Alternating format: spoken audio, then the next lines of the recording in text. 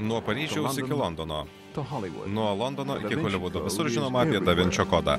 Atrodo, kad visi skaitė apie jį parašytą knygą. Kodėl? Kuo jis toks svarbus? Kodėl visi taip žavisi skrydžio metu tinkama skaityti knygą? Man atrodo, kad tokią knygą būtų puiku skaityti paplūdimyje. Tai puikus trileris. Tai visiška nesąmonė, kurią smagu skaityti. Visiška nesąmonė ar pagaliau atskleista tiesa. Ar gali būti, kad Jėzus ir šventoji Marija Magdalena buvo susituokę ir turėjo vaikų, o jų palikuonys iki šiol vaikščiojo šią žemę? Jėzus ir Marija Magdalena buvo ne tik artimi, jie buvo jo misijos tęsėja. Tai šmeižikiškas, skandalingas, žeminantis ir šventvagiškas kūrinys. Ar nuo Tamplierių ordino laikų egzistavusią slaptą bendruomenę vadinamą Siono brolija siejo kraujo ryšį su pačiu Jėzumi? Ar įmanoma, kad, kaip teigiama knygoje, šventasis gralis buvo ne taurė, o žmogus?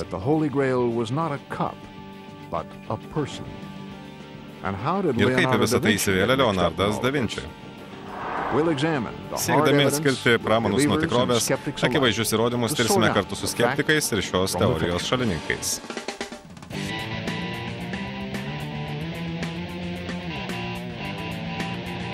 Ar tai tikra Da Vinčio kodas?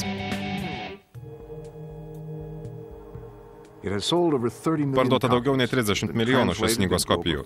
Išversta į 40 kalbų ir pastoviai puikuojasi New York Times žurnalo labiausiai skaitomų knygų sąraše. Atsiranda vis daugiau naujų knygų apie prieštaringai vertinamas romano Da Vinčio kodas temas.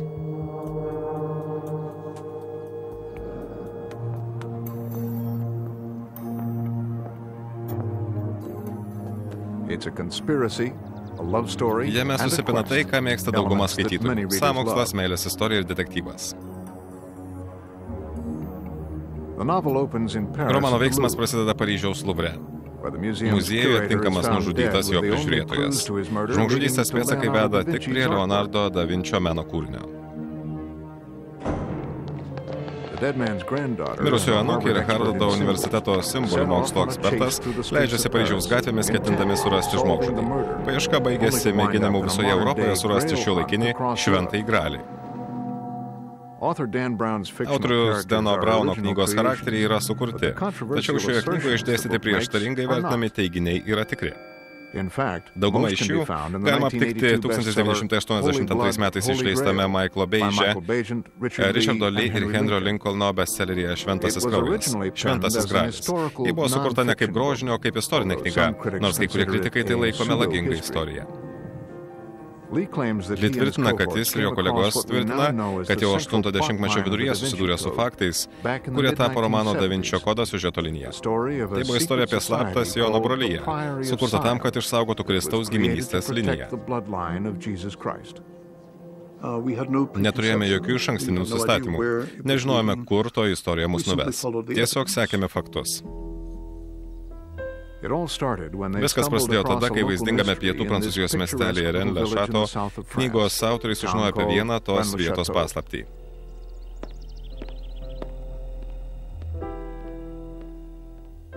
Pasak legendos, 1885-aisiais katalikų bažnyčia vadovauti Rennes-le-Château terapijai atsiuntė jauną ir gražų kunigą Berenger Sonierą.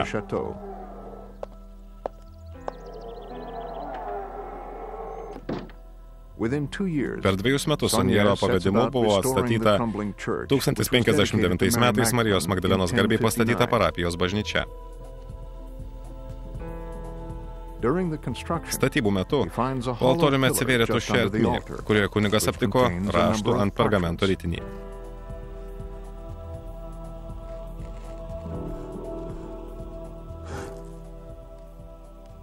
Prieš rašydama savo knygą, tyrimą atlikusi autorė Tracy Twyman patvirtino Soniero istoriją, kuri aprašyta knygoje Šventasis kraujas, Šventasis gralis. Suradęs tuos raštus, kunigas tapo labai turtingas. Jis galėjo savo daug ką leisti ir dažnai linksmindavo savo turtingus draugus. Dalį pinigų jis skyrė miesto, kuriame gyveno atstatymui. Jis išleido krūvas pinigų labai keistoms bažnyčios dekoracijoms. Knygos Tamplierių paslapties atskleidimas, tapusios vienu iš Dano Brauno pirminių šaltinių, vienas iš autorių, Clive'as Princas, taip pat išsamei ištyrė Renlašato istoriją. Jis mano, kad neįmanoma būti tikriems, ką iš tikrųjų aptiko tas kunigas. Akivaizdu, kad jis kažką aptiko. Jei tai lobis, tai kieno jis? Per netrumpą istoriją šiame Prancūzijos regione galėjo būti paslėpta gausybė įvairiausių lobių. Tai galėjo būti Tamplierių ordino arba Katarų paslėpti turtai. Atrodo, kad toji vieta kaip magnetas traukia žmonių turtus. Knygoje Šventasis kraujas, Šventasis gralis teigiama, kad nesvarbu, kokius turtus aptiko kunigas.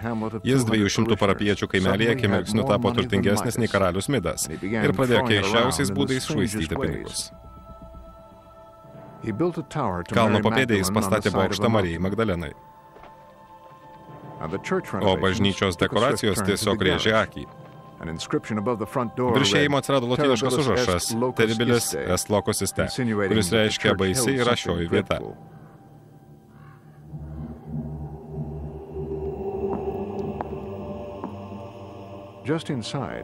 Bažnyčios viduje ant sienos kunigas pakabino paslėptų turtų sergėtojo demono Asmodėjaus statulėlę.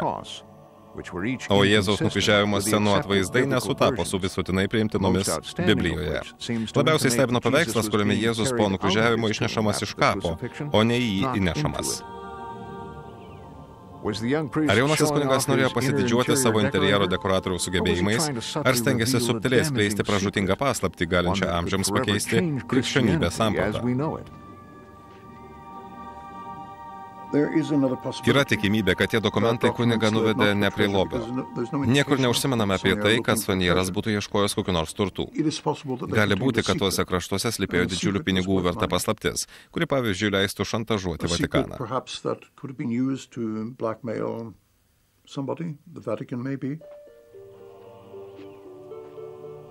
Galbūt mes niekada nesužinosime, ką Berendžė Sonieras įskaitė tuose pergamentuose, nes 1917 metais jis mirė, be skatiko kišenėje taip ir neatskleidęs tiesos.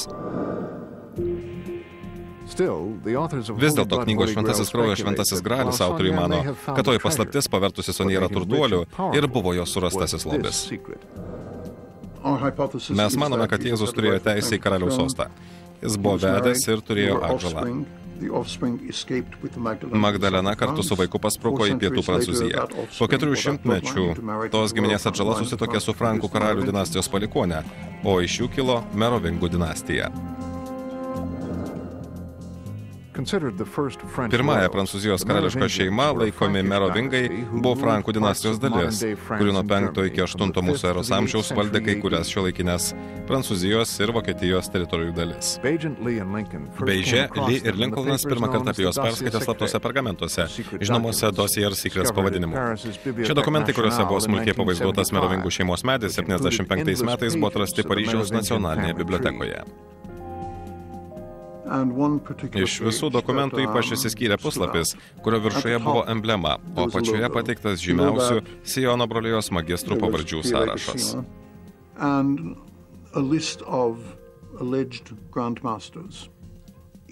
Galima įtarti, kad tame puslapyje pateikti faktai patvirtina slaptos bendrijos egzistavimą.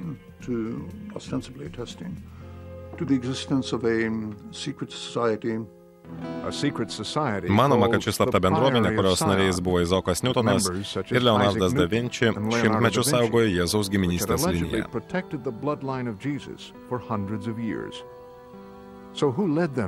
Kasgi paskatino rašytojus susidomėti slaptaisiais Dossier Secrets dokumentais? Tai buvo prancūzas Pierras Plantar, kuris tvirtino esąs Merovingų giminės palikuonis ir galbūt net Siono brolijos magistras. Mes jo paties paklausime, ar jis magistras, ir jis tai paneigė, bent jau tuo metu. 9-ojo dešimtmečio pabaigoje pasigirdo kalbų, kad jis jau yra magistras. Tiems, kas skaitė Da Vinčio kodą, turėtų būti aišku, kaip smarkiai jos autoriui padėjo knygoje Šventasis kraujas, Šventasis gralis išdėstytos detalės. Danas Braunas gudriai atiduoda joms pagarbą miglotomis nuorodomis.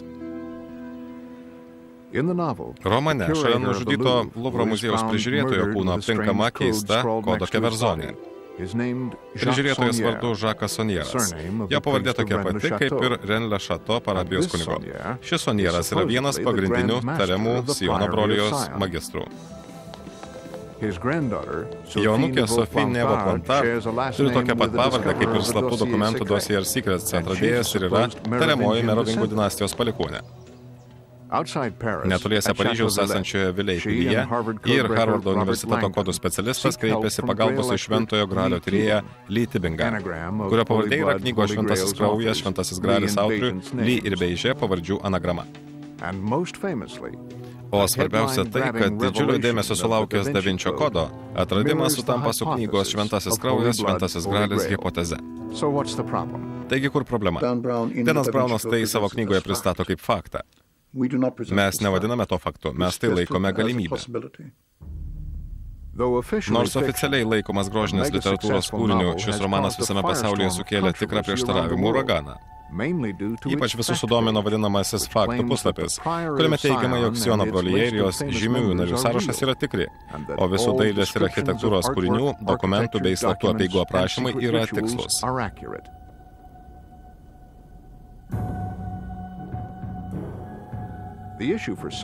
Problema ta, kad faktai ir fantazijos yra taip susipynę, jog sunku atskirti, kas melas, o kas tiesa. Todėl dabar daugybė žmonių keliauja po Europą, mėgindami iššifruoti Da Vinčio kodą ir patys sužinoti tiesą. Knygos paslapčių rakto jie ieško Westminsterio abatijoje.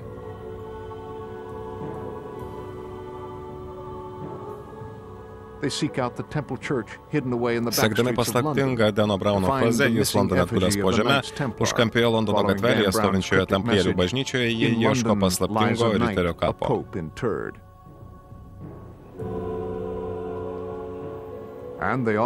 Žmonės taip pat keliauja į Paryžiaus Saint-Sulpice bažnyčią, kurios vitražuose mėgina išvelgti susipynusias P ir S raides, kurios, kaip teigia knyga, simbolizuoja Siono broliją. Čia jie ir Rose Line, vadinamo ir per bažnyčią einančio nulinio dienovidžio, kuris pasak knygos nuves juos pas Šventąjį Gralį. Ar šie ženklai ir atpažįstami simboliai reiškia, kad pagrindiniai knygos Da Vinčio kodo teiginiai teisingi? Ar Marija Magdalena ir Jėzus buvo susituokę ir pradėjo naują giminę? Ar 1099 metais šiai paslapčiai saugoti buvo sukurta slapta Siono brolija? Ar Leonardas da Vinčis, tariamas didysis Siono brolijos magistras, iš tiesų savo meno kūriniuose užkodavo Jėzaus ir Marijos Magdalenos istoriją? Ar ji galėjo būti Šventasis Gralis? 2000 metų būti vadinama prostitute nebūtų naudinga jokios moters, o ypač Marijos Magdalenos reputacijai, ypač kai tai niekuomet nebuvo paminėta Biblijoje ar kitame rašytinėme šaltinyje. Tad kas pradėjo šią žeminančią veiklą ir kokia toji Magdalena buvo iš tiesų? Lynn Picknett yra bendraautorė knygos Tamplierių paslapties atskleidimas, kurioje Denas Braunas surado daug informacijos apie Mariją Magdaleną ir prarastą šventą skaistybę. Akivaizdu, kad Marija Magdalena nebuvo tik paprastutės pirmojo amžiaus mergelės, verdančios kavą ir nuolankiai besidarbuojančios vyro šešėlyje tarnaitės atitikmuo. Tai bažnyčia norėjo, kad mes matytume ją tokią, arba dar labiau nusižeminusią. Remiantis dauguma šaltinių, ji buvo tvirta ir nepriklausoma dama. Kaip teigia Naujasis testamentas, ji kartu su kitomis moterimis net finansuodavo vyrų žygius. Pasak Naujojo testamento, Jėzus iš Marijos, vadinamos Magdalena, išvarė demonus ir nuo to laiko ji tapo jo pasekėja. Naujajame testamente katalikų bažnyčia ją supainiojo su kitomis dviem bendravardėmis ir įvyko vadinamoji Marijų painiava. Teologai mano, kad čia ir prasidėjo paskalos apie prostituciją. Popiežius Grigalius I 591 mūsų amžiaus metais savo pamoksle sulygino Mariją su kitomis nežinomomis moterimis ir galutinai įtvirtino jos blogą reputaciją. Atidžiai paskaitę Bibliją, nesunkiai pastebėsite šios klaidos šaltinį. Luko Evangelijoje prieš pirmą kartą pristatant Mariją Magdaleną jau paminėta nežinoma nusidėjėlė. Ar tai tik supainiota tapatybė, klaidinga sakinio vieta, ar šis tas piktavališko? Bažnyčia siekia apjuodinti jos vardą, nes jis žinojo, kokia toji moteris buvo iš tiesų. Jie nenorėjo leisti, kad jokia kita moteris taip aukštai nebepakiltų bažnyčios hierarchijos laiptais ir taptų tokia įtakinga, kaip Marija Jėzaus tikėjimo judėjime.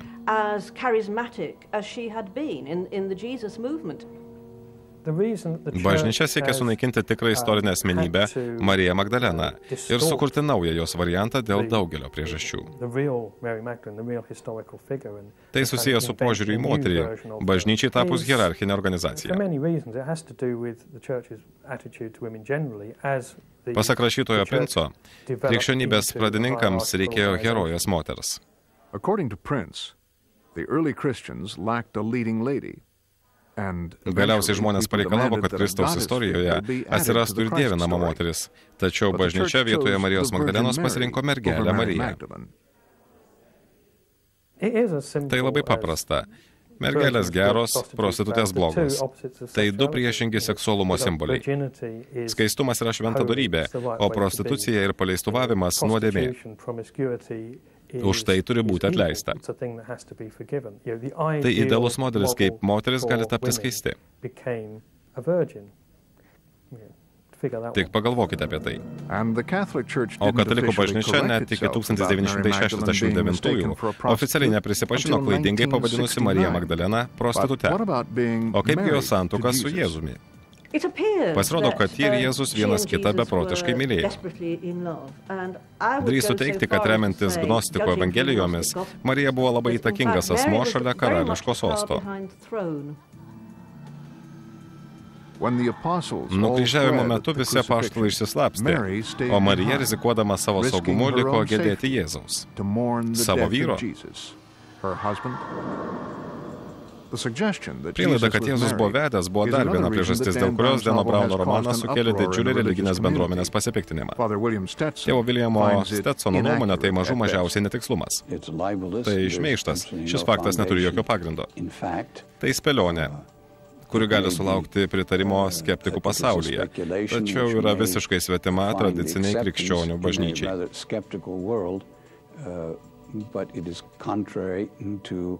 The whole tradition of the Christian church. Kai kuriems žmonėms Jėzaus santuoka visiškai netrukdo. Jėzaus istorinė svarba yra jo idėja. Ar jo santuoka arba skaistumas kompromituoja ar sumenkina jo skleistą idėją? Šie dalykai visiškai nesusiję. Ar egzistuoja tikri jo santuokos įrodymai? Romane Da Vinčio kodas teigiama, kad poros santykių įrodymai aptikti mažiau žinomose 45 metais Egipte aptiktose gnostikų evangelijose.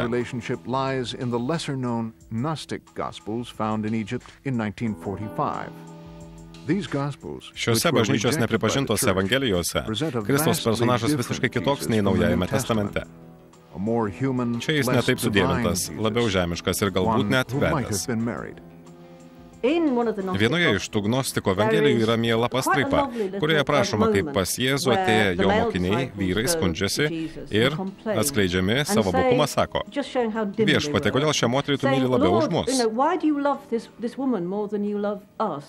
Lyg klaustų, kodėl tu visą laiką bučiuoji ją į lūpas. O jis atsakytų: liaukitės, vaikinai, pagalvokite patys. Jei mokėtumėte senovės koptų kalbą ir galėtumėte perskaityti būtent tą sakinį, pamatytumėte, jog ten parašyta: jis pabučiavo ją į nepridengtą, kaip tik toje vietoje pergamentas nuplėštas. Kodėl tie vyrai taip nuliūdo, jei jis bučiavo ją į skruostą? Kad ir kas tai būtų, juos labai nuliūdino. Tai turėjo būti lūpos, arba Dieve apsaugo kojos, arba ranka. Tais laikais tai reiškia nusižeminimą moteriai. Nors gnostiko evangelijos sukelia daug neaiškumų, daugelis mokslininkų jas laiko vėlesniais rašytiniais šaltiniais. Bažnyčia nepripažįsta jų autentiškumo. Ką galima pasakyti apie dar vieną Da Vinčio kodo teiginį, kad Marija Magdalena buvo ne tik ištekėjusi už Jėzaus, bet nukryžiavimo metu jau laukėsi jo palikuonės. Jei jis buvo vedęs, tai tikriausiai buvo ir palikuonis. Pasak daugelio tradicijų ir patikimų šaltinių, Magdalena pabėgo į pietų Prancūziją.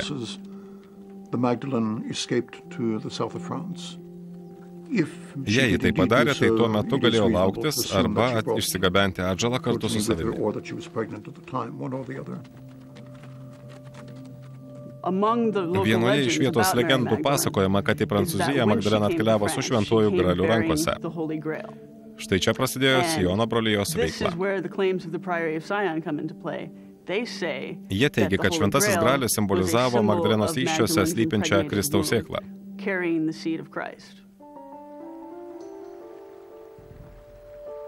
Da Vinčio kode rašoma, kad ji pagimdė dukterį Sarą, kuri nutekėjo į pirmąją Prancūzijos karališką Merovingų dinastiją ir pratęsė savo žymiųjų tėvų giminę.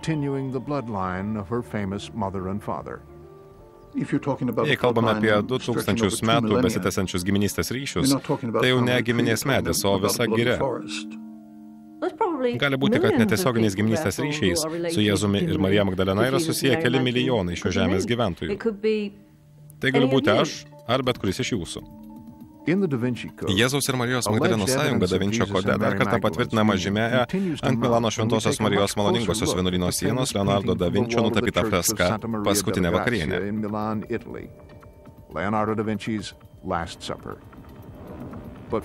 Tačiau pirmiausia, susipažinkime su keistuoliu šio paveikslo kūrėju. Sigmundas Freudas kartą pasakė, Leonardas man primena žmogų, kuris per anksti prabudo tamsoje, kol kiti dar miegojo.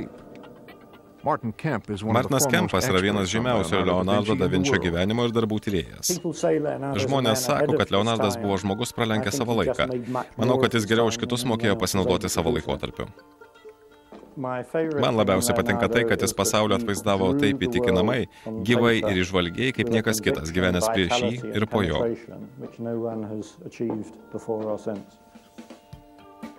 Leonardas gimė 1452 m. balandžio 15 d. Italijoje, už 5 km nuo miesto Vinči esančiame Anchiano miestelyje. Taigi jo pavardė greičiausiai kilusi iš šio miesto pavadinimo.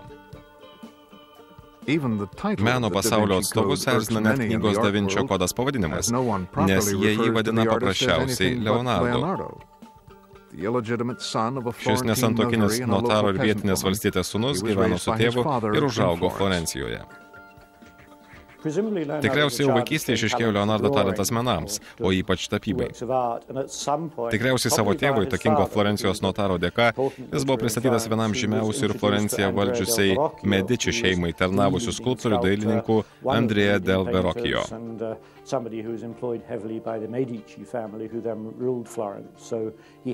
Taigi jis galėjo naudotis bene geriausią studiją Florencijoje.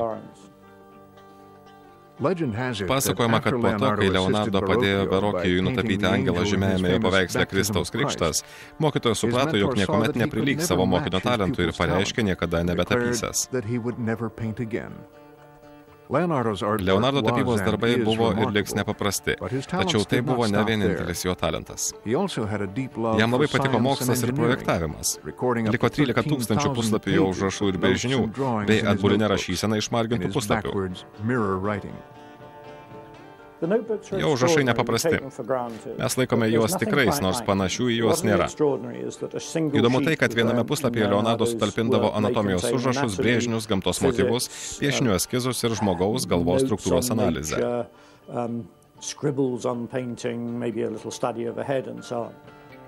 Jis buvo labai prieštaringa asmenybė, kovotojas už taiką, sukonstravęs pirmąjį mechaninį ginklą, ir vegetaras, kuris norėdamas įgyti anatomijos žinių, skruosdavo gyvūnus ir žmones. Tačiau ar kaip Da Vinčio kode teigia Denas Braunas, gyvenime jis buvo pokštininkas. Jis buvo pokštininkas, iliuzionistas, labai linksmas, tačiau tamsiąją pusę turintis žmogus.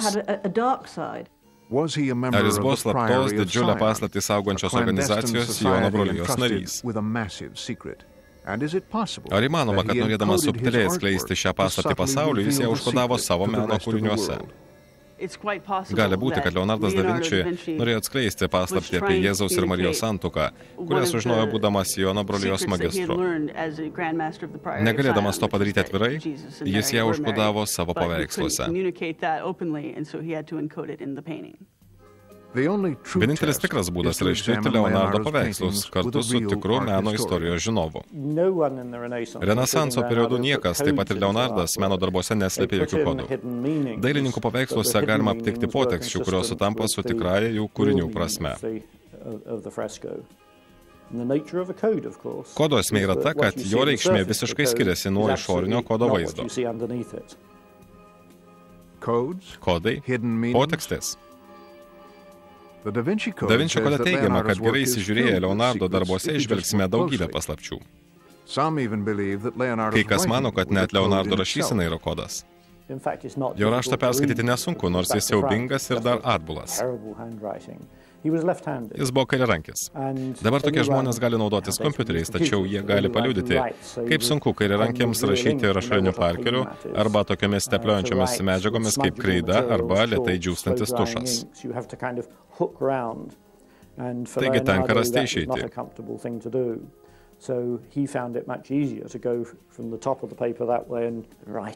Leonardui rašymas taip pat buvo problema. Jis suprato, kad daug lengviau rašyti atbulai.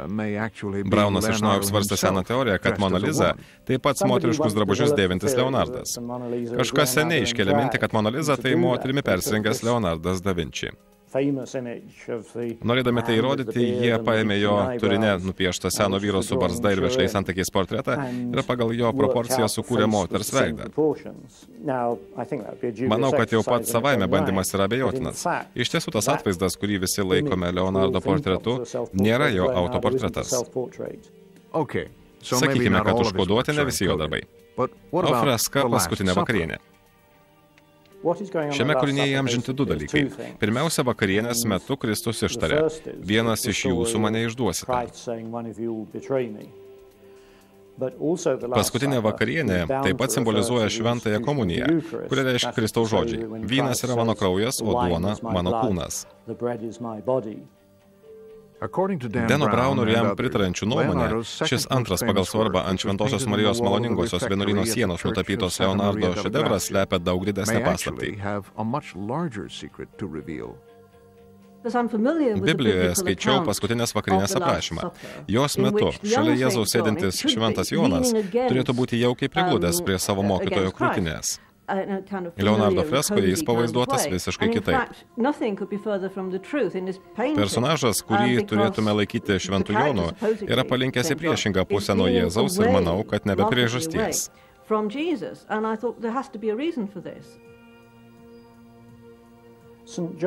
Šventas Jonas visuomet vaizduojamas kaip jaunas mokinys, dažnai priglaudęs galvą prie Kristaus krūtinės ir atrodo lyg miegantis. Leonardo paveiksle jis to nedaro, tačiau ir kitų mokinių pozos pakoreguotos. Kiek man žinoma, aš pirmoji pastebėjau, kad šiame Leonardo paveiksle šalia Jėzaus sėdi visai ne šventasis Jonas.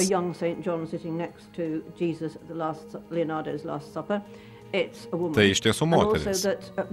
Pasvirusios moters ir Jėzaus figūros sudaro didelę raidę M, kuri tikriausiai simbolizuoja Mariją Magdaleną. Milijonams Da Vinčio kodo skaitytojų tai buvo pirmasis faktas, kurį jie galėjo patikrinti savo akimis. Neįgudusiai akiai tas asmuo tikrai labiau primena moterį nei vyrą. Žvelgiant į paveikslą Paskutinę vakarienę, šalia Jėzaus sėdintis personažas atrodo labai moteriškas. Jei sutinkate su šiuo teiginiu, tuomet įtikėtina atrodo dar viena Deno Brauno meno kūrinių analizės detalė. Autorius teigia, kad paveiksle atsispindi Švento Petro neapykanta Marijai Magdalenai dėl Jėzaus jai jaučiamos meilės. Geriau įsižiūrėję į Leonardo paveikslą pastebėsite, kad Šventas Petras rankoje už nugaros laiko peilį, o kita jo ranka padėta Marijai ant peties. Atrodo, lyg jis ketina nupjauti į galvą arba bent jau grasina. Tradiciškai šis Švento Petro gestas interpretuojamas kaip jo žymiojo mosto pakartojimas, kai bažnyčios valdžios pasiuntiniai suėmė Jėzų. Tas peilis tapo visos eilės simbolinių spėlionių dalimi. Ar Jėzaus dešinėje tikrai sėdi moteris? Tai ne moteris, o tik labai moteriškas jaunuolis. Tai Leonardui būdingas portretas. Kitų autorių Paskutinę vakarienę įamžinančiuose darbuose Šventas Jonas visuomet vaizduojamas kaip švelnus, smulkaus sudėjimo jaunuolis. Tai tradicinis jo atvaizdas. Su to sutinka ir viduramžių istorijos žinovė bei knygos Tikroji istorija už Da Vinčio kodo autorė Sharon Newman. Daugelis renesanso dailininkų Šventą Joną vaizdavo kaip jauną vaikiną su tais laikais madingais ilgais plaukais, daug papuošalų ir švelnių bruožų veido. very delicate feminine faces. Dar vienas sensacingas teiginys yra Dano Brauno paaiškinimas, kodėl šiame paveiksle nematyti šventąjį gralį simbolizuojančios aukso taurės. Šventasis gralis yra pati Marija Magdalena, kuri kūdikio pavidalu savo įsčiose nešioja Kristaus kraują. Keletas mokslininkų yra pastebėję, kad šventąjį gralį, reiškiantis prancūziškas žodis sangril, padalytas ne įprastoje vietoje po raidės N, o po G, reikštų karališką kraują sangril.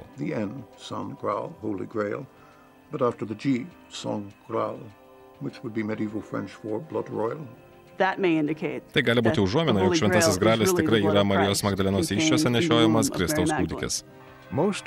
Dauguma meno istorikų nesutinka su Da Vinčio kode pateikta paskutinės vakarienės interpretacija. Šventojo gralio paskutinėje vakarienėje neturi būti, nes jis yra įmantrus vėlesnis prasimanymas.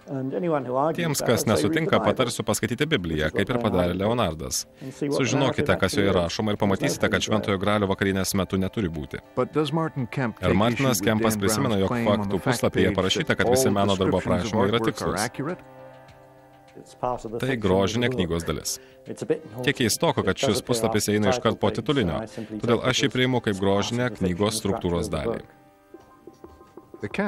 Vatikano šventikas Tarčisijo Bertone surengė knygos Da Vinčio kodas boikotą, remdamasis tuo, jog teigti, kad Jėzus galėjo būti neskaistus, vedas Mariją Magdaleną ir net turėti su ja vaiką, yra šventvagiška.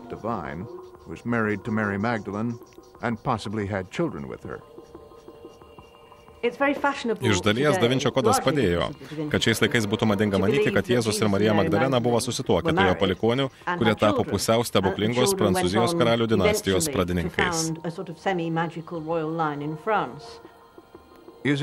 Ar gali būti, kad bažnyčia šią žinią slėpė net 2000 mečius?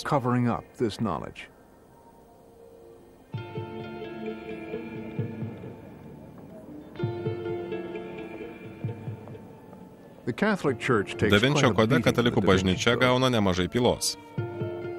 Romane spėjame, kad norėdama gauti ypatingą bažnyčios statusą, katalikų atšaka Opus Dei papirko popiežių.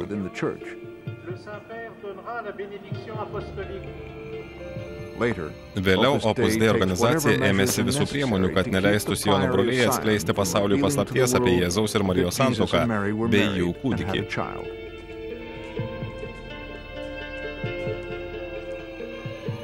Jei pamiršime, kad didžioji knygos dalis yra prasimanymas, kaip padarė dauguma jos skaitytojų, tuomet būsime linkę patikėti, kad katalikų bažnyčia tikrai stengiasi nuslėpti tikruosius Jėzų ir Mariją Magdaleną. Manau, kad bažnyčia tiesiog privalėjo mėginti nuslėpti Marijos Magdalenos asmenybę. Jei Kristus buvo ją vedęs ir pratęsė giminę, tai turėjo susilaukti varžovo pretenzijų. Šventajame rašte nėra jokių užuominų apie jo vedybas. Tai šmeižikiškas, skandalingas, žeminantis ir šventvagiškas kūrinys. Nors ir trūksta įrodymų, kai kurie žmonės vis dar linkę tikėti, kad Jėzus buvo vedęs. Būtų keista, jei 33 metų žydas tais laikais būtų nevedęs. Tuo metu jis tikrai turėjo būti vedęs. Tad kas teisus, bažnyčia ar Da Vinčio kodas? Krikščionybė yra istorinė religija. Istorija tvirtina, jog Dievo planuose buvo numatyta, kad Kristus būtų nevedęs ir mes, paprasti mirtingieji, negalime abejoti viešpaties planais. Tai bažnyčia sukūrė tokį Kristaus įvaizdį, kad jis buvo dieviška būtybė, Dievo sūnus, kitaip tariant paties Dievo įsikūnijimas. Sukūrusi tokį Jėzaus portretą, bažnyčia turėjo panaikinti visus žmogiškus jo bruožus. Dvasininkams nereikėjo komplikacijų dėl jų sukurtojo herojaus draugės ar žmonos ir vaikų.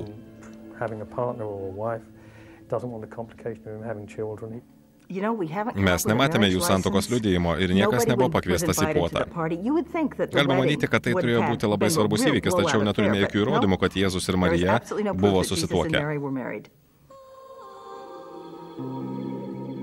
Kurią versiją be pasirinktumėte, romanas aiškiai prieštarauja tradiciniai krikščionių bažnyčiai ir ypač nepalankiai nušviečia katalikų grupuotę Opus Dei. Dauguma skaitytojų prisimins Opus Dei grupės narį, vienuolį Albinosą Silą, kuris turėjo potraukį skausmui ir mirė dėl savo aklo paklusnumo bažnyčiai. Tėvui Williamui Stetsonui, Opus Dei grupuotės kunigui, toks Deno Brauno sukurtas Silo portretas atrodo absurdiškas. Opus Dei organizacija knygoje Da Vinčio kodas šmeižiama ir žeminama. Siekdamas sukurti kuo įdomesnę istoriją, knygos autorius sukūrė šios organizacijos karikatūrą.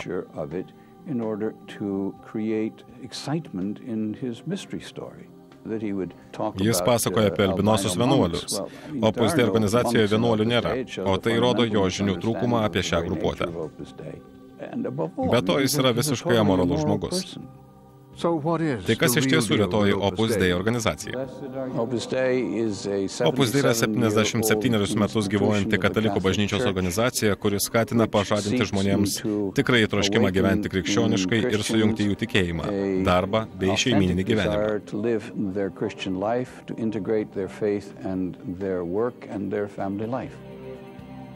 Liūdnai pagarsėjusiame faktų puslapyje Braunas teigia, kad Opus Dei yra labai pamaldi ir dėl savo įtakos, prievartos metodų ir propaguojamo kūno marinimo prieštaringai vertinama katalikų sekta. Ar tai tiesa?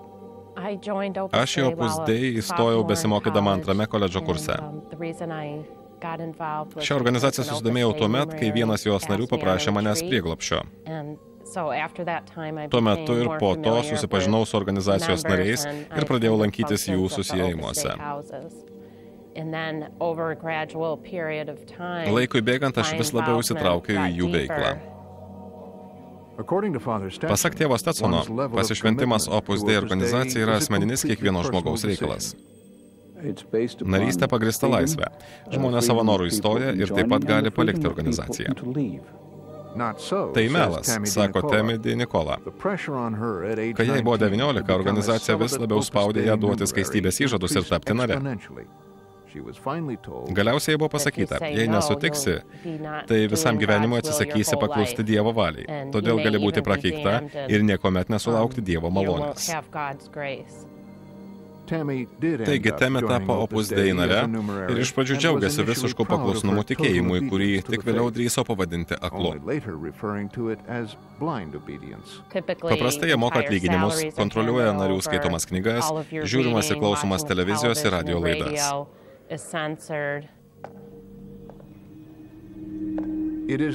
Šį didžiulį atsidavimą Denas Braunas pabrėžia savo sukurtų vienuolio Silo personažu.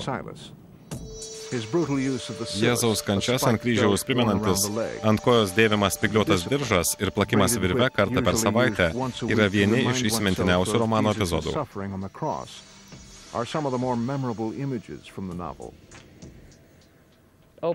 Tokius diržus po 2 valandas kasdieną, išskyrus sekmadienius ir pasniko dienas, dėvi Opus Dei nariai.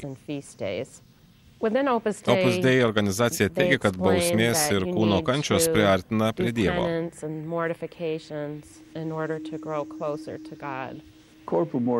Kūno bausmes katalikų bažnyčia propaguoja jau daugelį amžių. Taigi, kūno bausmės yra tiesa. Tačiau tai nekeičia Opus Dei portreto romane.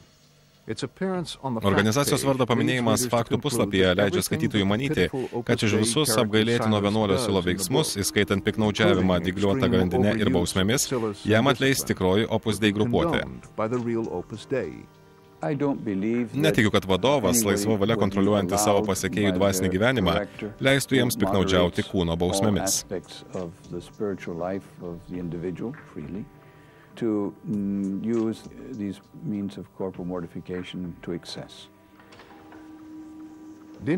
Įsikišus jos tėvams ir patarėjų atostogų tarp studijų metu, Di Nicola pagaliau paliko Opus Dei organizaciją. Šiandien ji vis dar yra pamaldi katalikė, kuri džiaugiasi išsilaisvinusi iš Opus Dei gniaužtų. Manau, kad kalta yra pati Opus Dei organizacijos struktūra. Jos veikla labai primena sektą.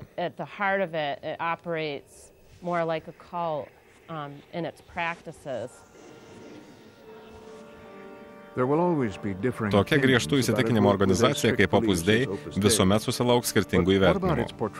O ką galima pasakyti apie jos aprašymą Da Vinčio kode? Manau, kad Da Vinčio kode jį labai sureikšminta, tačiau tiksliai perteiktas jos reikalaujamas aklas narių paklusnumas.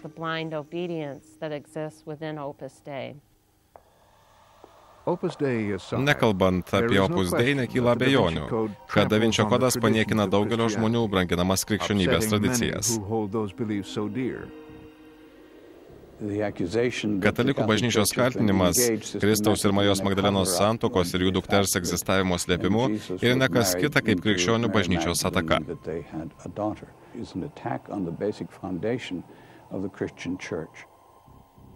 Nemanau, kad bažnyčia 2000 metų slėpė kokią nors paslaptį. Nemanau, kad ji turėtų teisę tai daryti. Sudėtinga surasti įrodymų 2000 metų senumo kaltinimams atremti. Vis dėlto stipriausias argumentas prieštaraujantis Da Vinčio kodo hipotezei, kad Kristus buvo vedęs Mariją Magdaleną ir turėjo kūdikį, yra tai, kad šis faktas nė kartų nepaminėtas Biblijoje ar jokiame kitame istorinėme šaltinyje. Kristaus santuoka niekuomet nebuvo krikščionių tradicijų dalis. Iki pat šių dienų tą patį teigia katalikų, vakarų, rytų ir stačiatikių bažnyčios.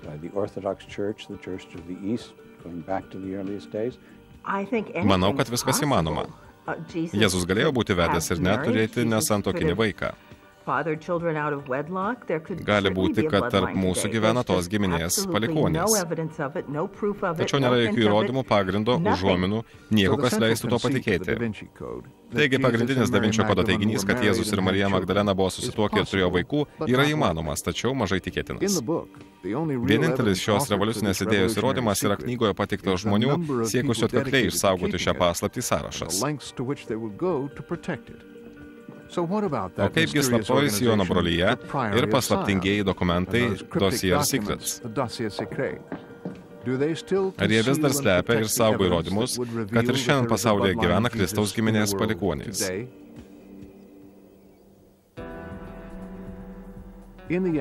Pabaigoje vadinamieji Da Vinčio kodo faktų pėdsakai atveda mus atgal prie knygos Šventasis kraujas, Šventasis gralis. O ši knyga prasideda netikėtai praturtėjusio Rennes le Château miestelio kunigo Bérenger Sauniero istorija. Ar pamenate tos jo tariamai po altoriumi aptiktus pergamentus? Ar juos atslėpėjo paslaptis, kuri kažkieno, galbūt iš Vatikano, buvo įvertinta didžiulė pinigų suma? Pasirodo, kad gandai apie paslėptus lobius ir didžiulį atlygį galėjo būti paprasčiausias pramanas. Tiesa, kad kunigas staiga praturtėjo, tačiau rašytiniai šaltiniai skleidžia žemiškesnį už šventą šantažą kunigo praturtėjimo šaltinį. Iš tiesų, jis melagingai uždarbiavo rinkdamas pinigus ir pažadėdamas atlaikyti tiek mišių, kiek nebūtų spėjęs per visą savo gyvenimą. Mišios kainuodavo 1 franką. Tai maži pinigai, tačiau žmonės jam siųsdavo čekius 250–300 frankų už 300 mišių, kurių kunigas taip niekada ir nelaikė. Daugelis tiki, kad jis praturtėjo šitokiu būdu, o ne dėl to, kad atrado slaptus dokumentus ar lobius. Tačiau Richardas Lee spėja, kad šioje istorijoje vis dėlto slypi paslaptis. Kad ir koks grobuonis bebūtum ir kiek beprašytum už mišias, tokiu būdu turtų nesusikrausi. Žinoma, kad po Sauniero mirties jo nekilnojamąjį turtą nupirko vyriausias virėjas Noelis Kobiu. Prancūzų žurnalistas Žanas Lukas Šaumei pirmasis iškėlė mintį, kad tariamas Rennes le Château lobis buvo viso labo tik reklaminis triukas. Nupirktus pastatus Kobiu pavertė viešbučiu, kurį pavadino Hotel de la Tour, ir sukūrė tą istoriją apie paslėptus turtus.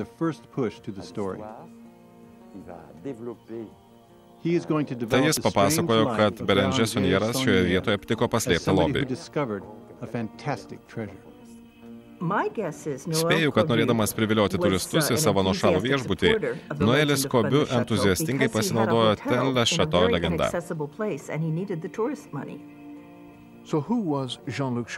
Kas buvo Žano Luko Šaumei žinių šaltinis? Išaiškėjo, kad tai buvo ne kas kitas, kaip slepiningasis prancūzas Pierras Plantard, vadinamasis slaptųjų raštų Dossier Secrets atradėjas ir pagrindinis knygos Šventasis kraujas, Šventasis gralis šaltinis. Plantard prisipažino žurnalistui, kad 1950 metais aplankęs Le Chateau ir išgirdęs Soniero praturtėjimo istoriją, pamažu jie įtraukė ir save. Pamažu išaiškėjo tikrosios jo ambicijos.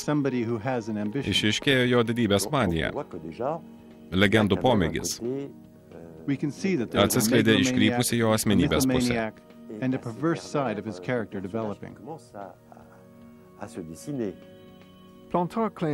Plantardas tvirtino 75 metais Nacionalinėje bibliotekoje aptikęs slaptus Jono brolijos dokumentus. Išsamesni tyrimai parodė, kad jis jų neatrado, o tiesiog sukūrė. Jei aš turėčiau slaptus dokumentus, tikrai neslėpčiau jų Nacionalinėje bibliotekoje ir nesigirčiau juos suradusi. Kai kuriuose slaptųjų dokumentų puslapiuose atsiskleidė neregėtas kūrėjų įžūlumas. Į daugybę puslapių užimantį Merovingų giminės medį įsirašė ir savo pavardę, o tai reiškia, kad jis taip pat tapo teisėtų pretendentų į Prancūzijos karaliaus sostą.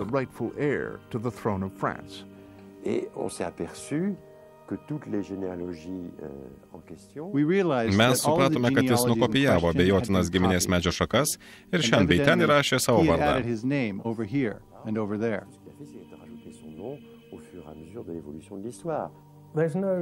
Nėra jokių abejonių, kad Pierras Plantardas nėra Merovingų giminės palikuonis.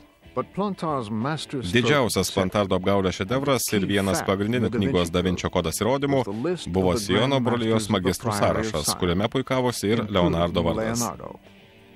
Slaptose Dossier Secrets dokumentuose pateiktas magistrų sąrašas yra labai kruopštus ir įspūdingas kūrinys. Tačiau atidžiai išnagrinėjus tampa aišku, kad tai tik pramanas. Plantardas sukūrė krūvą dokumentų, pavadino juos Dossier Secrets ir 1960 metais registravo juos Nacionalinėje bibliotekoje, o 75-aisiais pasiskelbė juos suradęs. Norėdamas sustiprinti savąją Siono brolijos versiją, 79 metais Plantardas susitiko su knygos Šventasis kraujas, Šventasis gralis autoriais. Štai kur Da Vinčio kodo pradžioje pateiktas faktų puslapis užplaukė ant seklumos. Jame parašyta, kad Siono brolija buvo tikra organizacija įkurta 1099 metais, o slapti Dossier Secrets dokumentai Nacionalinėje bibliotekoje pirmą kartą aptikti 1975-aisiais, kai iš tiesų Plantardas juos tik ištraukė į dienos šviesą. Nėra jokių įrodymų, kad egzistavo kokia nors Siono brolija, įkurta Kristaus giminės paslapčiai išsaugoti.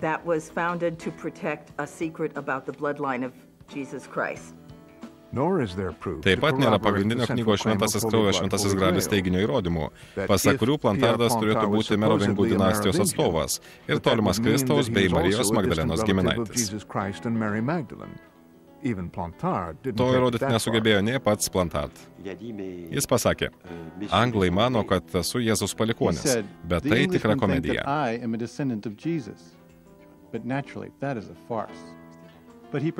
Šis jo protestas buvo labai švelnus. Jei tai būtų tiesa, knygos nieko nedomintų. Būtų rengiamos spaudos konferencijos. Mes turime tik parodymus, o jie neprilygsta įrodymams. Parodymai yra pagrindas interpretacijoms. Susumavus rezultatus aišku, kad Siono brolija buvo įkurta ne 11, o 20 amžiuje ir nebuvo skirta Kristaus giminės istorijai saugoti.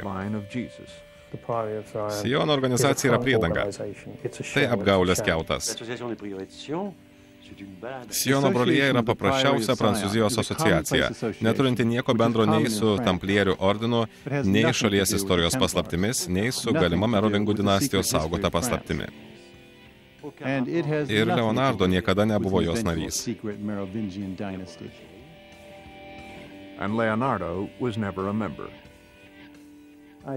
Manau, kad Leonardo jokių būdų negalėjo būti Siono brolijos narys. Tačiau ar jo darbuose slypi kokios nors paslaptys? Nepamenu, kad būčiau girdėjęs apie kokias nors Deno Brauno atkodavimo laukiančias paveikslų paslaptis.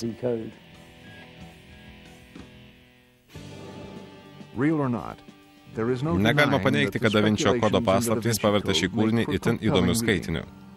Tačiau joje pateikti faktai subyrėjo kaip kortų namelis. Šis kūrinys gali patikti skeptikams ir detektyvų mėgėjams, tačiau jis neturi nieko bendro su tikrove ir mokslu.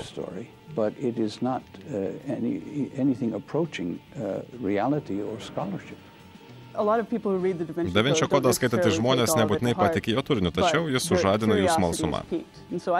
Manau, kad tai naudinga ir bažnyčiai, ir visuomeniai. Nepamirškite, kad tai tik romanas. Jame yra keletas faktų, tačiau tikrai ne tiek, kiek teigiama. Manau, kad šią knygą tiktų skaityti paplūdimyje. Tai visiška nesąmonė, kurią smagu skaityti.